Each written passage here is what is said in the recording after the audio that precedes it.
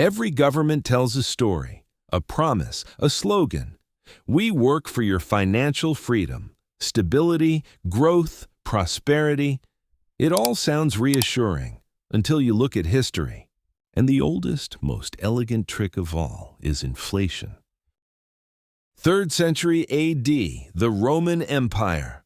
Armies are vast, wars endless, expenses mounting. But raising taxes is risky. The people are exhausted. So the emperors find a new solution: change the money itself. The famous Roman denarius, once nearly pure silver, becomes mostly copper. A thin silver wash keeps up appearances as if nothing had changed. But the people feel it. Prices soar, wages collapse, savings vanish. Rome has quietly poisoned its own currency. The first great financial illusion in history is born, stealing value without confession. But the people feel it. Prices soar, wages collapse, savings vanish. Rome has quietly poisoned its own currency. The first great financial illusion in history is born, stealing value without confession. Today we call it inflation. The mints are gone. Central banks have replaced them. But the effect is the same. Money loses value, the rich gain assets, and the public barely notices. Centuries pass. Now we stand in medieval Europe. Kings are broke, wars never end, palaces demand gold. The solution this time: forced loans. In England, France, and Spain, monarchs request money from merchants and guilds. But refusal isn't an option. Say no, and you lose your fortune, or worse. To the public, these were patriotic duties. In reality, they were acts of royal extortion. Repayments came late, devalued, or never. The crown survived, but the economy bled dry.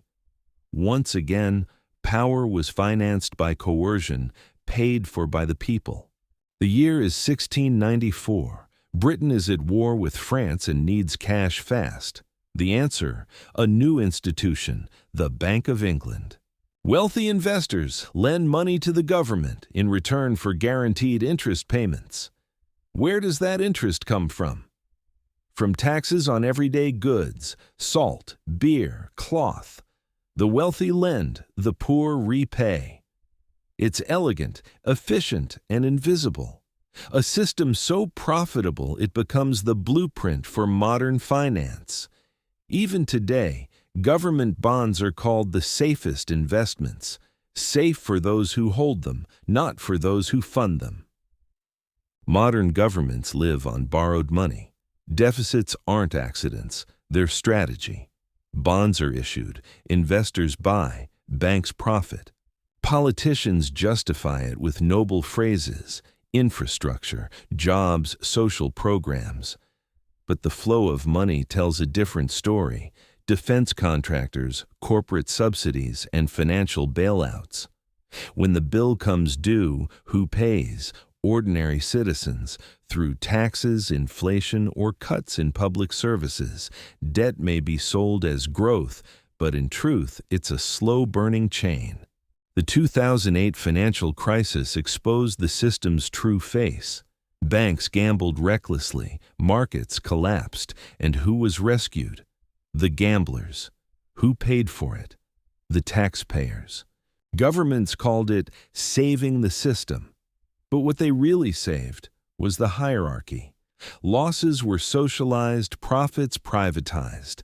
A century-old trick, now executed on a global scale. Governments promise security in old age. Work hard, pay in, and the system will take care of you. But in many countries, those pension contributions aren't actually saved. They're spent, replaced with IOUs. Future generations are expected to pay the bill. It works until demographics shift, until more people retire than work. Then, the system reforms itself. Benefits shrink. Retirement ages rise. This isn't a flaw. It's a design, a generational Ponzi scheme disguised as social policy. After 2008, a new phrase entered the world's vocabulary: quantitative easing. Central banks created trillions of dollars from nothing, buying bonds to stabilize markets. It worked for the financial system. Stocks, property, and bonds skyrocketed. But wages didn't. The result, the greatest asset inflation in modern history. New money flowed upward, not outward.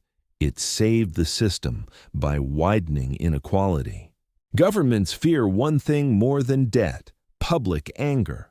So instead of raising taxes openly, they rely on stealth taxation, inflation.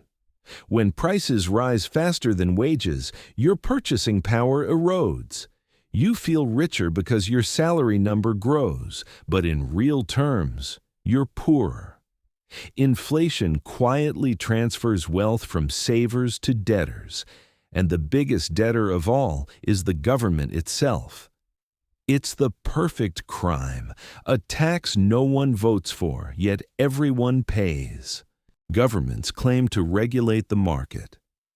But time and again, it's the market that regulates them. From railroads to oil to big tech, the most powerful players write the very rules meant to restrain them. Complexity becomes camouflage. Thousands of pages of tax codes, obscure financial jargon, hidden line items, all designed to keep the public in the dark. Once, Rome mixed silver with copper. Today, it's policy mixed with spin. Rome debased its coins. Medieval kings extorted merchants. Modern states inflate their currencies. Different ages, same mechanism. The language changes: growth, reform, stability. But the purpose remains: protect the system, not the citizen. True financial freedom is never granted. It's learned. Understanding money is the first act of resistance. Studying economic history is armor against manipulation. Because history doesn't repeat itself. It simply crushes those who fail to recognize its rhythm.